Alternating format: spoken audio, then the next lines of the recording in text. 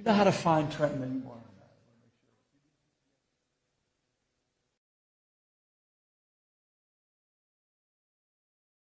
Love that. Good morning, everybody. Kris, you good? All right. Hey, greetings, everybody, and thank you again on short notice, as many of you did last night, for joining us today at the Aberdeen-Matawan train station.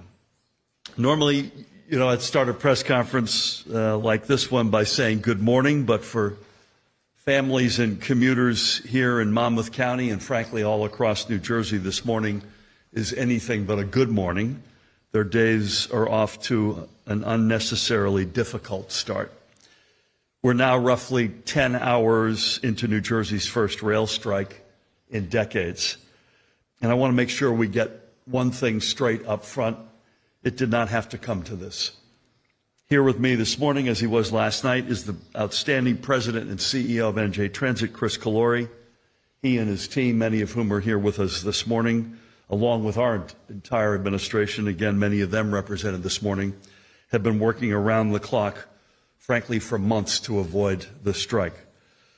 And now they are continuing to work around the clock to rearrange our state's entire transportation system so it can, to the best of our abilities, meet the needs of New Jerseyans. And I will ask Kris to elaborate on those details in just a few minutes.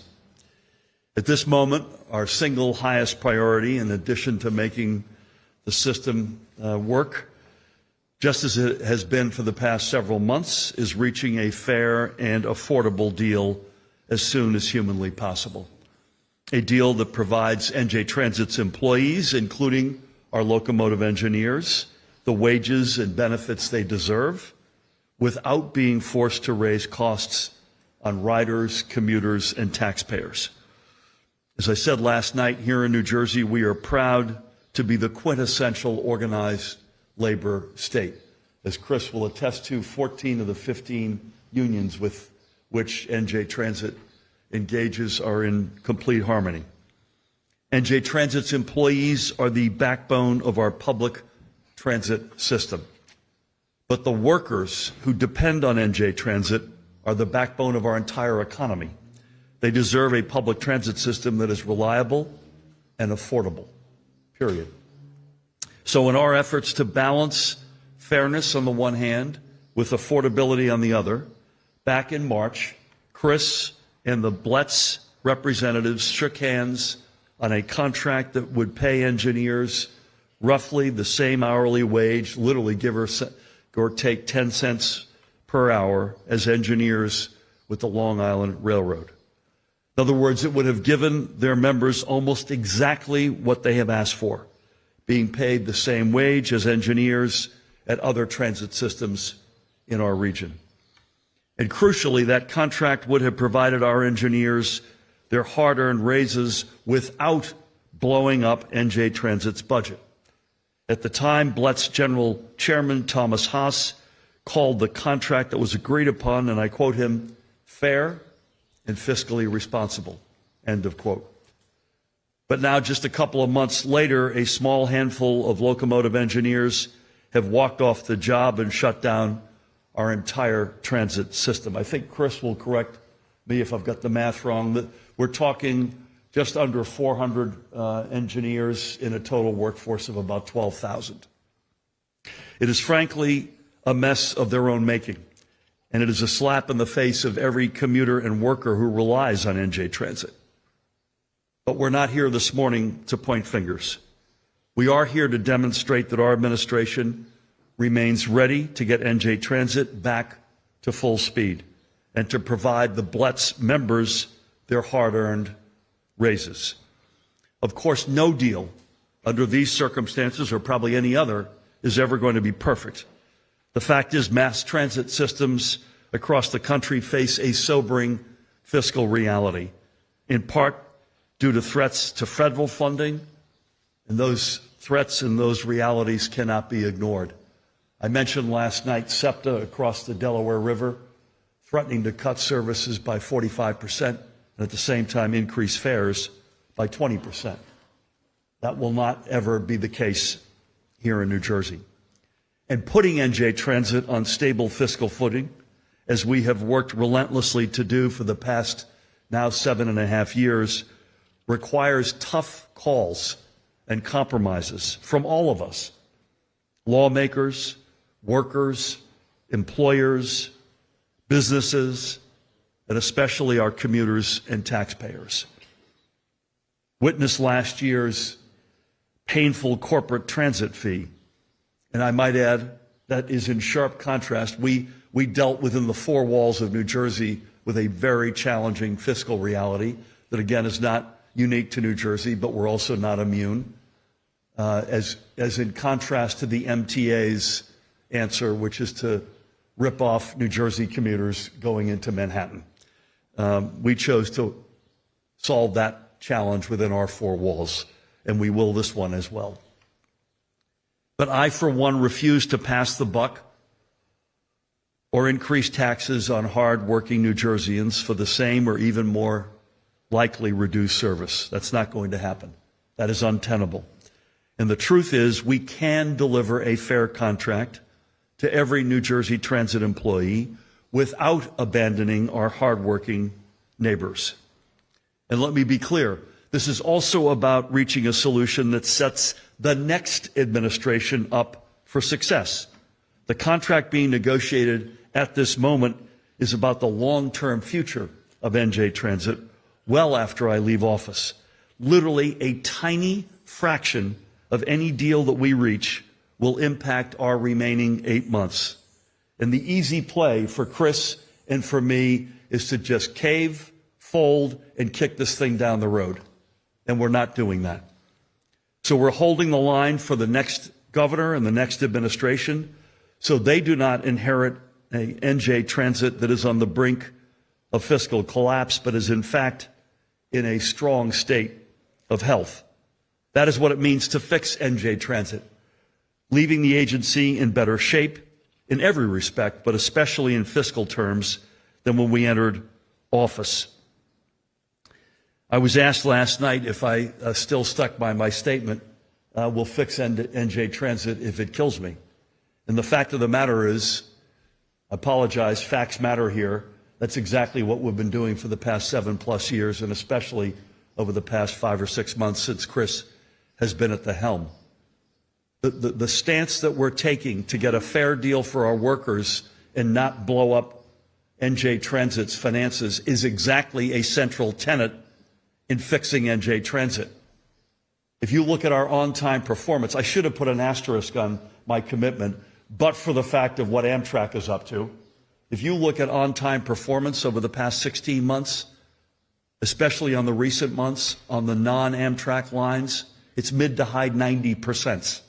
Even on the Amtrak lines, it is regularly in the mid to upper 80%. We mentioned last night, I think the board approved 250 new double-level, two-level rail cars this week.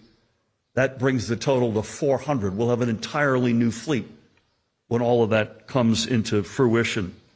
We'll have a new locomotive fleet. I think you guys approved the board 12 this week, 12 new locomotives. We've got new train stations in Lyndhurst, Elizabeth. The Portal North Bridge is nearing completion. Many other stations. The facts, I apologize, let's not let the facts get in the way. We've had bumps in the road. Last summer, particularly last June, was unacceptable. This is a bump in the road. Kris will walk you through how we're dealing with it. But the trajectory is undeniable. And again, I wish Amtrak could punch at their weight, and the trajectory would be even more compelling. So back to today, what the people of New Jersey need right now is for the members of the BLET to step up and meet their obligations to the public. Let's end this strike, as we just said to a couple of their good members a few minutes ago. Our doors are open. We are ready to restart negotiations literally this second. But we need the BLET to come back to the negotiating table in good faith. Our doors are open. They will remain open. I thank you for coming out on short notice. And with that, please help me welcome the President and CEO of NJ Transit, Kris Kolluri. Kris? Governor, thank you for your continued leadership. And I know this moment of a strike is what any one of us wanted to see. But that is where we find ourselves. But I want to sort of frame today's discussion picking up on where the governor left off on a couple of points. One, when the strike went into effect last night at 12:01, we worked very methodically to put the railroad to bed, use the railroad language, to make sure every train car that we had safely got to its destination. Customers were let out, and the train cars were parked in yards where they're supposed to be.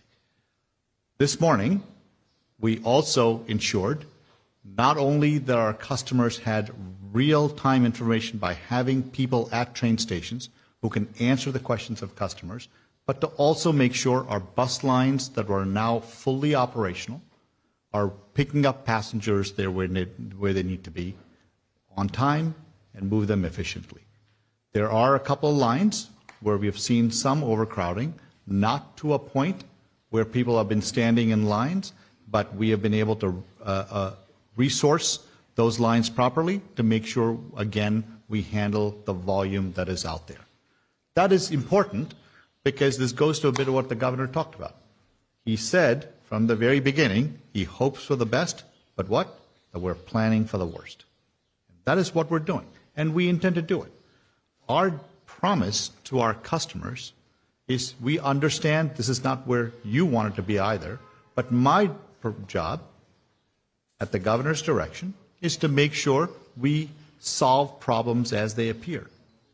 That is my commitment, and we will do that today, we'll do that tonight, we'll do that every day the union decides to be on strike. That is our commitment. Second, I want to pivot to this issue the governor talked about, which is very, very important, and let me try to contextualize it this way.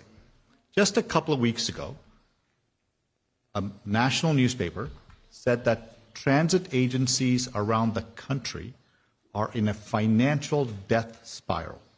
These are their words. It was in the headline. What does that mean? Almost every transit agency in this region, you don't even have to go far away to the West Coast, but you can. What you'll find uniformly is every transit agency, not just SEPTA, but MTA. MTA has a $400 million deficit this year and next year. SEPTA, the governor mentioned, have massive financial problems because of some of these bad practices that go back years, if not decades. We, for the first time in 45 years, thanks to the governor and the legislature, first time in 45 years, we are finally on stable financial footing. That has never happened before. Just when we are in a position to say we have put this agency on a course towards fiscal stability, we now are confronted with this existential problem, which is what? Which is the unions are saying, give us a fair deal, that sounds about right, no matter what the cost. Well, that second part is where we're all hung up on. This is not about not giving them a fair wage. It's about how do you do it in a fiscally responsible manner that doesn't bankrupt New Jersey Transit and puts it on a debt spiral like every other mass transit agency. That's the governor's only objective, and that's my only objective. It would be politically expedient, easy almost, for us to say, let somebody else handle the problem. But he made the hard decision in this budget, and the budgets, previous budgets, to say we're not doing what other folks have done. That's what this is all about. We, the governor and I, just had a chance to meet with the locomotive engineers who are out there just a few minutes ago. They were gracious to us. You know what they said to us? They want to get back to work. That's great. We want them to get back to work too. But we said to them, we want to get back to the work, but we want to make sure you continue to work, because what's the point in giving you a pay raise if a couple of years from now your job is not going to exist? That's sort of what we're talking about in the most plain and simple terms. So we are committed, and I want to say this to you. When the governor gave me this opportunity, which is a privilege, about 5 months ago, the first call I made was to Tommy Haas, the chairman of the BLET. I called him. And I called him because I knew how important this issue is for us to address and fix, because they've been fighting for this for no less than 5 years. Governor Murphy said to me, your first priority is to get this done. So we did it. And in fact, we got a deal done. They voted it down, their choice. But what I'm saying to you is, this doesn't have to be rocket science. We can get there. We can get a deal done. We can get a deal done that is fair to them and fiscally responsible to us. That's all we're trying to do. I will never leave the negotiating table. I've never left the negotiating table. In fact, when we ended last night, we ended on a very conciliatory note, despite what's being said out there, that we're going to get back together when we have something to put across each other, and I'm waiting for them to do just that. So I want you to know we are going to handle the strike from our standpoint very methodically, calmly, and address the problems as they come up. At the same time, at the governor's very deep involvement in these negotiations, we're going to get to a solution that is fair and fiscally responsible. That is the game plan. There's nothing else to it. Thank you, Governor. Thank you, Kris. Just to add to Chris's point, remember, and Kris went through this last night, we not only have buses, we have the path, we have ferries, we have light rail, all of which are being deployed aggressively. Secondly, and Kris literally left the press conference last night with a bunch of his colleagues and went out to MetLife. I think it's fair to say both the incoming and outbound traffic at the Shakira concert last night went really well. We're hoping for a similar experience tonight. She's got Pitbull with her tonight, for those of you watching out there, otherwise known as Armando. And just one question for you. You mentioned the national board last night and Sunday morning. Any color on that before we take questions? Thank you, Governor. Sorry. So in last Monday, the National Mediation Board asked us to come to Washington, to both parties, and to make sure we do a meeting. And we did. And that sort of kicked off a whole round of negotiations that went till late last night. They've now asked us to come back again on Sunday. We're going to do just that to make sure we do it. But I just want to be clear. I don't have to wait till Sunday. I actually saw Mark Wallace, the president of the BLAT, this morning at Penn Station. He was walking and I was walking, and we spent a few seconds talking, very, very polite, very normal conversation about how we're going to try to solve this problem together. So I want to convey this message that there isn't this acrimony that somehow gets projected in the media. When we are in the room together, we understand our mission, and I'm telling you right now, I am fully committed at Governor Murphy's direction to get this deal done, but it has to be fair to them, but it has to be fiscally responsible. Well said. One other question. I'm doing the first two questions here. You can channel them through me. Any comment about other unions within NJ Transit in terms of their posture and profile today, if you don't mind? I'll say that we have said to any union member at New Jersey Transit, if they want to come to work, we welcome them to come to work, and they have been coming to work, and they are doing the stuff they're supposed to be doing, and that shows a sense of their commitment to New Jersey Transit's mission. And I think that should be applauded. This isn't something to be vilified for, and we appreciate it, and we'll continue to work. And I want to emphasize what the governor said. The men outside in orange shirts, not transit men, but the other men, the locomotive engineers, want to get back to work, and we want them to get back to work. That is the entire mission here, because ultimately we want the 350,000 daily riders to be able to use the mass transit system that they rely on. Like any labor action like this, not only is it a real burden and challenge for our commuters, it ultimately is a burden and challenge for those guys out there and their families.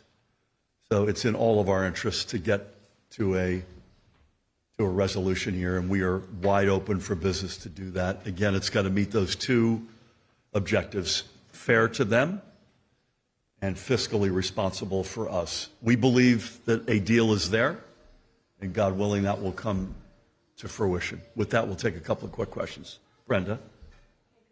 It is Brenda.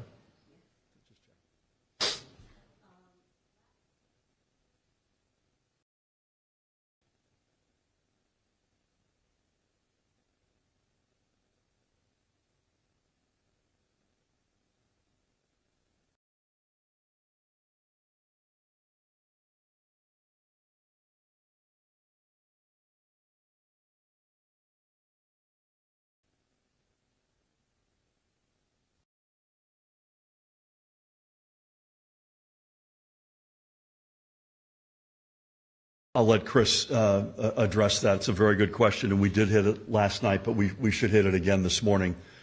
The difference between getting this right and wrong, I mentioned this in passing last night, is a difference between single-digit to low double-digit millions of dollars on the one hand versus 9-digit millions of dollars on the other hand.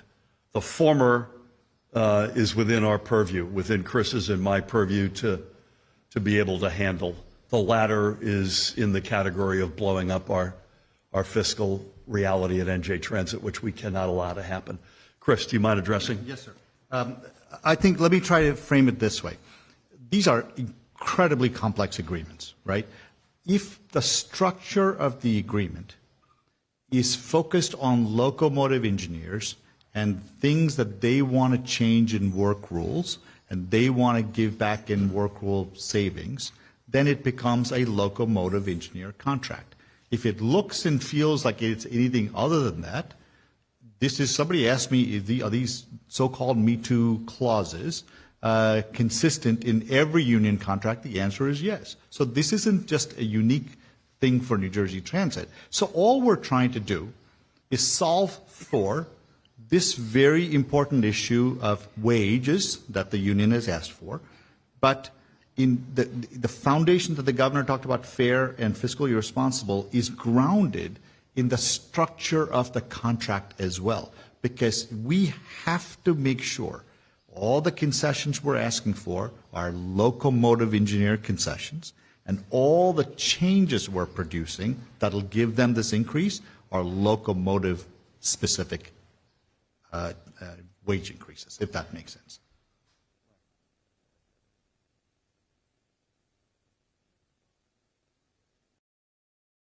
By the way, we gotta get a different title for this category here. Just want to get that off my chest here.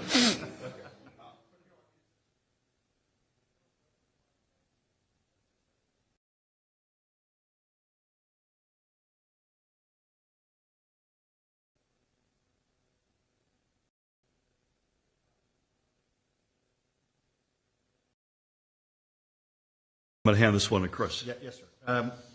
If done incorrectly, or done correctly, it doesn't matter, forget intent for 1 second. Every union, regardless, by the way, of New Jersey Transit or not, this happens at the Turnpike, this happens in firemen, this happens in police, this happens in teachers. In general, that's my understanding.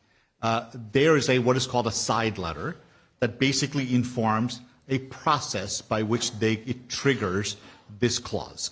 And what I am suggesting is, and it is not, think about it from a union's perspective and why they would need a letter like that.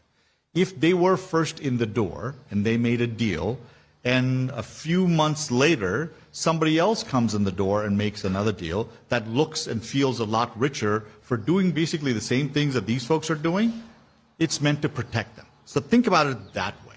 So it was meant to bring some level of equity, fairness, and parity for going first, if you will.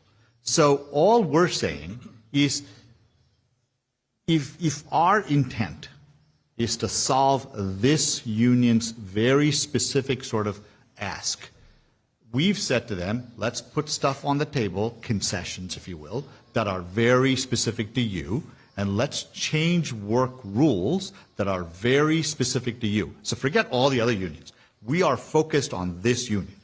That's where the governor's point about this could be in the multi-million dollar from a wage raise. So they're not wrong about that.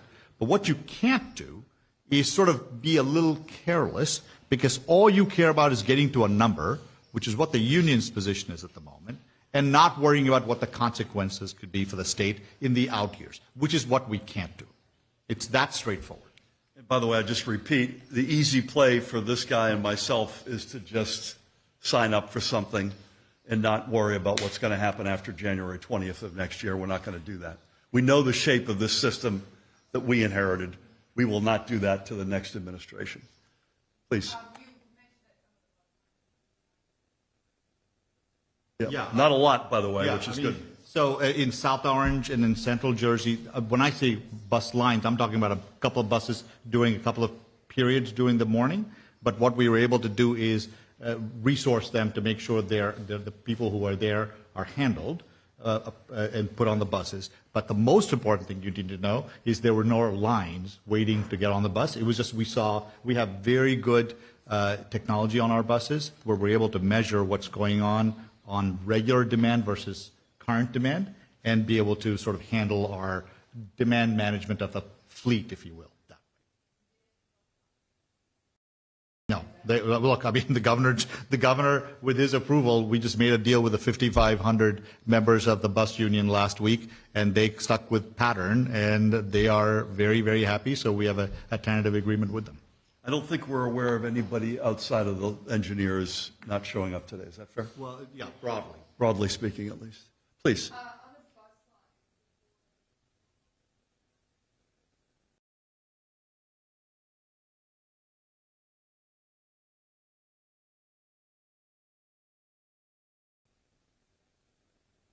Yeah, let me start with the last part, and then Kris give you the details. Friday is clearly the easiest weekday of the 5, notwithstanding MetLife's activities, which is makes it a significant, both last night and tonight, a significant lift. We're very much well aware of that. Frankly, if this had to happen, having it happen at 12:01 on Friday, I think it's fair to say, Kris, gives you and your colleagues a chance to suss out what's working, what's not working, where we need to plus up resources, et cetera, on a day that will be lighter than Monday for sure. And Tuesday, Wednesday, Thursday continue to be our big commute days. Any other color you want to throw? And let me answer it this way. I think some bus lines are crowded even during regular non-strike days, right? So what I'm suggesting to you is when we identified a few instances on one or two of our bus lines, we were able to adapt very quickly to solve for that problem, which is sort of the central theme of how we're managing the strike, which is very calmly, methodically identify a problem and solve for it when it happens, which is how good organizations do business. There is no, I have to say, and this is a big shout out to Kris and his team, there's no sense of panic. This is a professional operation. We did not want to see this day come, but they were prepared for it. And I have to say I'm incredibly impressed by their efforts so far. I think I can answer for Kris and his team to say we're going to war game what happened this morning and this afternoon, probably tonight as well, because we have I hope it doesn't get out that far, but we got Beyonce coming in for 5 nights beginning next week. I'm sure there'll be lessons learned that will be applied. Please.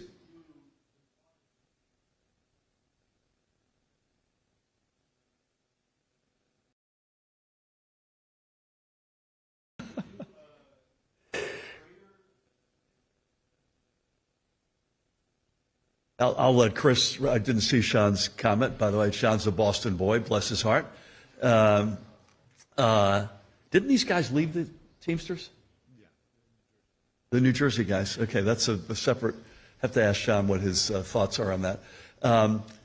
The tone in the room is exactly what you would expect it would be. Kris will give you color, but this is a professional, the fact that we're not agreeing doesn't mean that we're throwing chairs at each other. To the contrary, we just are at an impasse.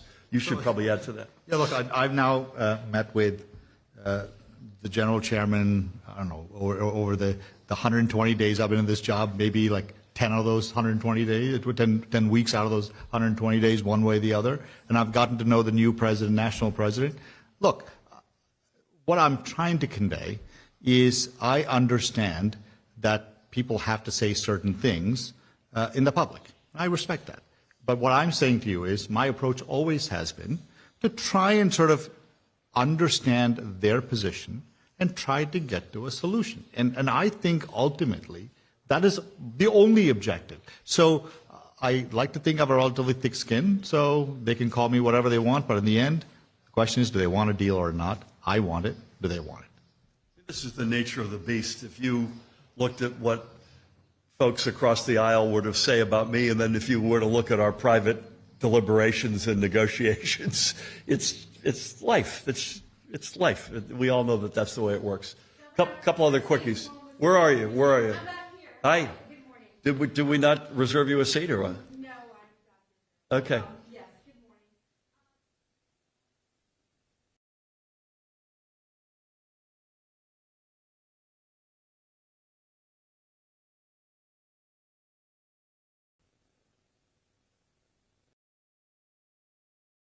Yeah, I'll let Kris respond to the details, but we've been at that table in good faith, and we've said, including last night at Newark Penn, we reiterated this morning, we're here. We're open for business. We want to get this solved. So this notion of walking away is not accurate. You also have to accept when you think there's an impasse that can't be bridged. And I think it's fair to say, Kris, we were a lot further along on the fairness to them parameter than we were with something that we could accept in terms of fiscal responsibility. And that is a deal breaker for us. I wish it weren't, but it is. I'll just say there hasn't been anyone in their relationship with New Jersey Transit who's been more willing to negotiate than me. In fact, I don't need to just say it. The proof is in the pudding. I've already done it once. I was the first guy to reach out to them first time around. I was the first guy to reach out to them second time. I think the only reason why we came to the decision we did together, I might add, because I ended the meeting by saying the follows. You have put forward a proposal that seems fair to you, but it doesn't solve our fundamental issue of fiscal responsibleness. Here's our counter. To which they said, well, that doesn't meet what we think is right. And I said, why don't we do this? You take time to think about it, we'll take time to think about it, and then we'll continue talking to reach a solution. And that's when the National Mediation Board, which was present the entire time for all 3 days, said, why don't we all gather on Sunday? So that doesn't sound to me like I left in a huff and a puff. It just sounds like doing what reasonable people do after almost 11 hours of negotiating, saying you're at a position that's not tenable to us. You still don't seem to agree with where we are, but we are making progress, and we'll get there.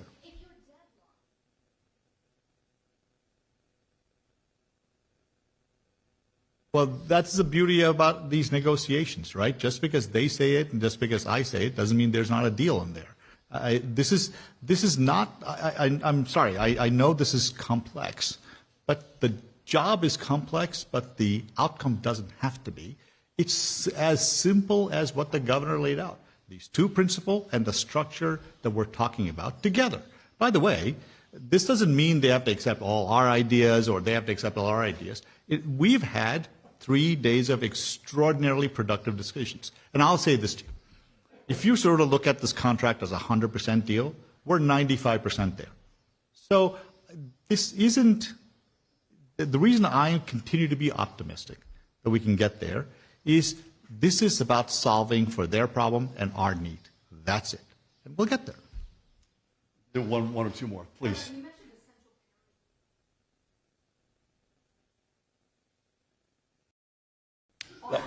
Said it last night as well, yes.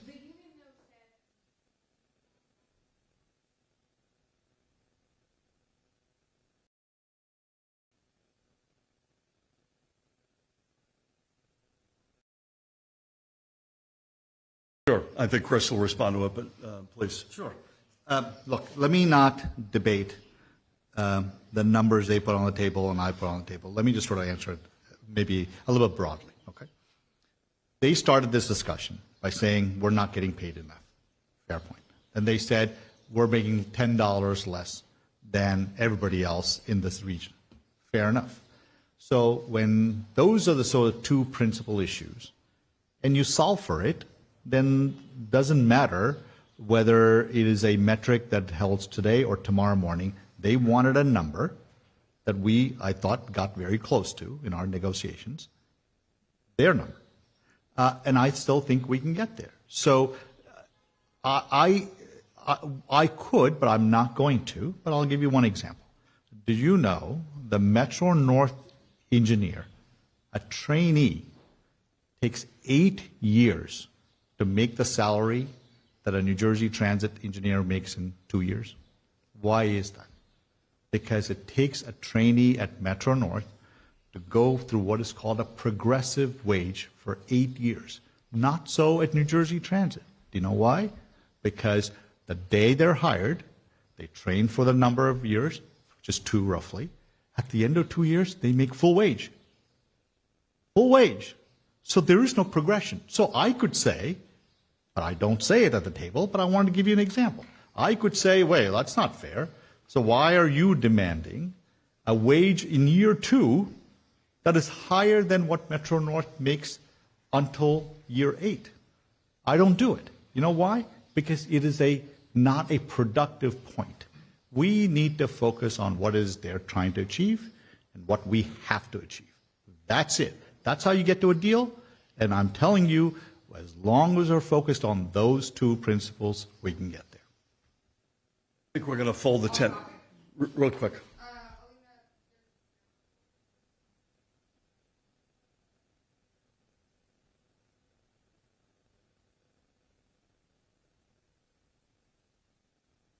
I have the same reaction as I had with Mayor Baraka, even more so in this case, because as a member of Congress, unless our lawyers tell me I've got my constitutional facts wrong, they have an absolute right to inspect any facility like that.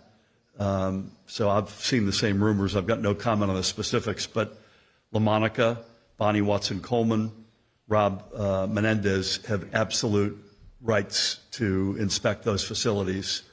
And if that goes ahead, I think it's just as I said about Ras Baraka, outrageous. Thank you all. Stay tuned.